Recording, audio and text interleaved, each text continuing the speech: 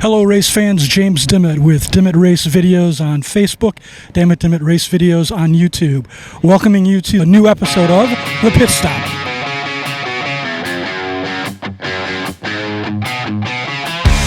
Race fans, I got the father-daughter duo of Darrell Gay and Alex Gay here on this episode of The Pit Stop.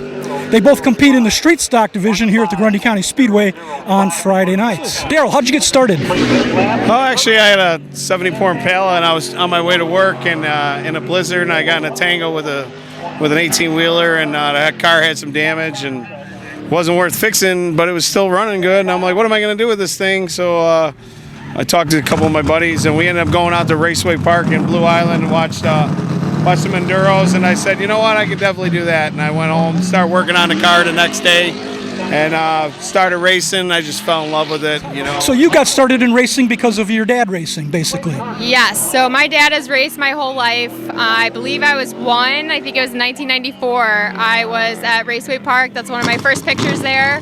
He started with the enduros at Raceway Park, and since then I would come, I'd watch, and I just loved it since then. What class did you start out in here at Grundy? I started my senior year at school in the four-cylinder divisions, and that first year I won Rookie of the Year and almost a championship, and then Dan took it by just a couple points. So it was a wild first year. I'd never raced before. A lot of people have raced go-karts growing up, but that was the first thing that I'd ever raced before. So that's very cool. You both have a couple of heat wins. What kind of goals did you set for coming into the season? So we did some stuff different this year, and I set a goal of at least top 5 in a feature. Some heat wins would be nice, and then just so happened to be the fast heats. So the goals are hit, but now I want more. So we'll see. I'm finishing in front of him though, so that was always obviously the goal. What is that like competing against your dad on the track? But that's easy. I don't know, it's exciting. I mean, I know when I'm on the track, like, we're in the zone, but being next to him, I know that he's there, and when we're racing side by side, it makes it even more interesting. And I know that the fans like it a lot, and then we'll be talking about it at dinner for the next 7 days, so it's fun. Darrell, how did you feel when Alex said that she wanted to go racing? Yeah, like I was saying, I was surprised that she showed interest in it, and I said, hey, let's give it a shot, and she's turned out to be a really amazing wheel woman. And she's been doing a great job out there. She's fun to watch. She got the fans on their feet ever since opening day. She come out here. Was that difficult for you to make that transition from four cylinders to the street stocks? 100%. So the four cylinders is pretty get in and go, and street stock, which I knew was going to be more mechanically and skill-wise. And there's a lot of, at the time when I had been in there, Cheryl, Johnny, my dad, all these people that have done this for a long time. Lots of champions, so I knew that I was up against a lot of good people, so it was going to take some time and a lot of seat time. Other than your dad, who do you enjoy competing against? So it's fun to have Renee. Christy's back now. It's always fun to have the girls on the track. I know a lot of the people love that. That's always the first topic, is the girls on the track. So now I kind of feel like it's like the kids and the younger generation. So it's kind of fun right now, and it's pretty competitive, especially since my car is doing the best it has in the past, 5 or 6 years. So I think that that's the best part.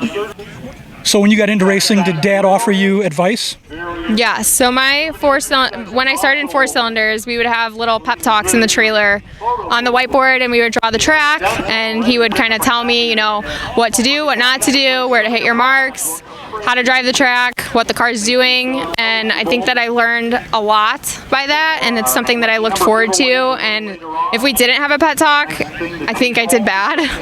So I think that it did help, and now maybe I could do more pep talks in the trailer and the street stock, but it's just like a constant learning process. So yeah, do you guys have any pre-race rituals that you kind of follow, or any superstitions that you think about before coming to the track? We definitely stick to a routine. We have a routine that we do week in and week out, the way the trailer's set up, the way we go through the cars, the steps that we want to do it. And if you don't do it like that, you throw the stuff in there in the wrong place, then it just messes everything up and stuff. So we're trying to be the most efficient so we can spend more time with the car and making it better than doing stuff over 2 or 3 times for no reason. So, but I always wear crazy socks. I always have like crazy design, like knee-high socks. I don't know why, but I've done that since 4 cylinders. And then if I have a win, I'll just claim they're my lucky ones and I'll just rewear the same pair. Do you remember your first victory and where that happened? yeah, I remember I won some heat races out here actually, but some of the great memories we have is not only racing here at Grundy at our home track, but we've also raced at Ileana Motor Speedway. I'll never forget racing at Raceway. And then we go up to Rockford and we've raced up there. I'd have 2 highlights. Last year, or in 4 cylinders, would be winning a heat and feature in the same night. That was pretty intense. And then this year, I'd say opening night, I came out and almost beat that track record. And that's insane to me because I've had such a rough couple years in street stock. Now, you have a young daughter. If she came to you and said, Mom, I want to race, what advice would you give her? How would you feel about that? Let's go. So I'm constantly asking her about racing, and her dad's side does bikes, so it's kind of a battle on what are you going to want to do? And the answer is nothing. She does enjoy the cars, but I'd like to start her in like a go-kart here soon. She does like her little Barbie Jeep, and she's over there right now actually racing those Hot Wheels with Cheryl. So if she wanted to, I would be excited about that, and I'd like her to start young. What do you like to do away from the racetrack for fun, for enjoyment? I really like cruise night and car shows and whatnot. With mom life, though, we're always doing something too, so I do enjoy that. Darrell, what do you like to do for some enjoyment when you're not at the track? I try to keep busy. I'll go to concerts and shows or whatever. And do you have a bucket list track that you'd like to race at that you haven't been at yet? Honestly, I've been wanting to go for a while to either Slinger, Jefferson, or Dells with this car. This is the year that I am for once point racing, so I don't know if it would be this year, maybe next, but I think that going to one of those tracks would be pretty cool. But Rockford is one of my favorites, and unfortunately this October is going to be our last there. But Darrell, what about you? Any bucket list track?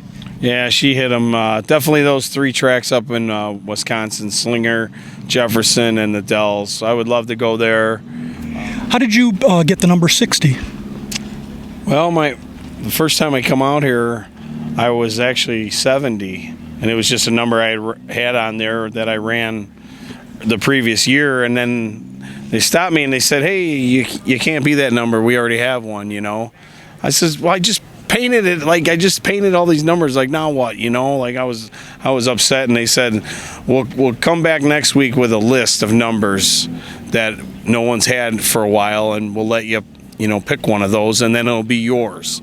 The following week I come back, and the only one that ended with the 0 was the 60.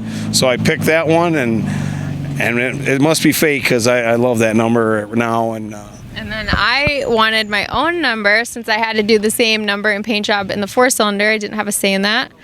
So this year, or in street stock, I was ready to break out and be my own race car, but he wanted me to be 62 because 60 and 62 TOO, like 60 also. Right. So I said, how about that number? And it was another dull number that no one had used in years, and she went for it. And do you have a page on Facebook? Yeah, we have the Team 60 Racing Facebook page. Try to keep updates on there, post the schedule, some pictures and stuff, and then obviously all the track events that we have. We're always handing out pictures and autographs, signing flags. That's probably the overall best part of the sport is the kids. They're the biggest fans, and having people come up to you and tell you, you're the reason I come, and my daughter loves you. She wants to be just like you. Your picture's on her wall.